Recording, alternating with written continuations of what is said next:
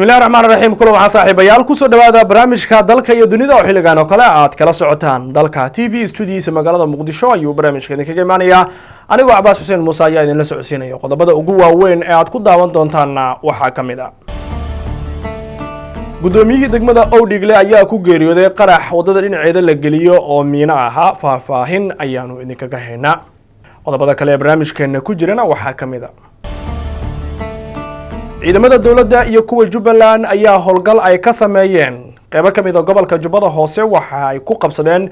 deegaano dhowr ah oo dagaalamayaasha Al-Shabaab ay ka ariminayeen qodobada caalamka ee barnaamijkeena ku jirana waxa kamid ah Mareykanka ayaa ansixiyay sharci lagu taageerayo muslimiinta wadanka Shiinaha oo wadankaasi lagu dhibaateeyo qodobadaasi kuwa kale ayaanu barnaamijkeena kugu haynaa anigu Abaas ayaa barnaamijkeena la socodsiinaya Cabdi Bedel ayaa kaamirada iyo farsamada inoo hayo markaana gudaha ayaan u gudageli doonaa balse qadar adeega bulshada aan ka hormariyo ku raaxayso sim cardka Somtel isku soo noqon doonaysa saaxiibayaal ku soo dhawaada qodobadii aan idiin soo gudbinay oo faahfaahsan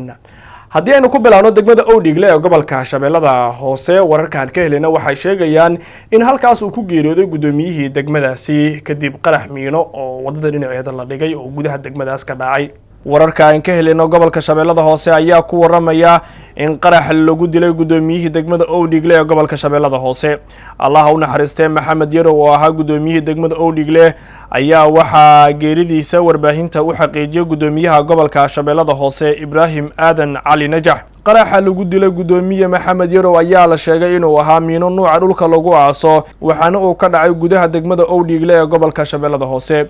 Owdhigle iyo deegaanada hoos yimaada waxa ay ka mid yihiin deegaanadii ugu dambeeyay ee gacanta ciidamada xoogga ku soo dhacay iyadoo markaana Al-Shabaab muddooyin fara badan oo ay ka ariminayeen ciidamada xoogga ay kala wareegeen wali Al-Shabaab qaraxani kama ayna hadal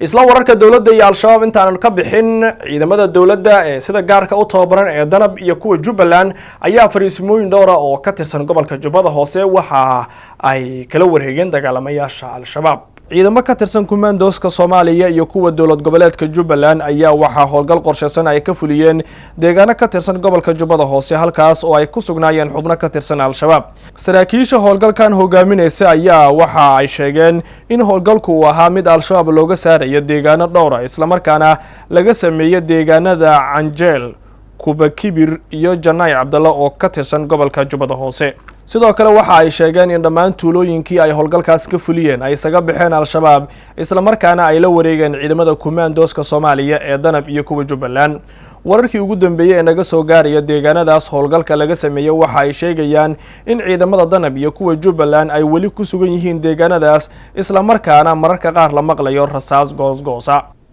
markana waxaynu aadeynaa qodobada caalamiga ee barnaamijkeena ku jira dawladda Mareykanka gaar ahaan xildhibaanada wadankaasi ayaa meel mariyay sharci lagu taageerayo muslimiinta wadanka Shiinaha oo 1 milyan gaarayo oo dhibaato ba'an wadankaasi lagu geysto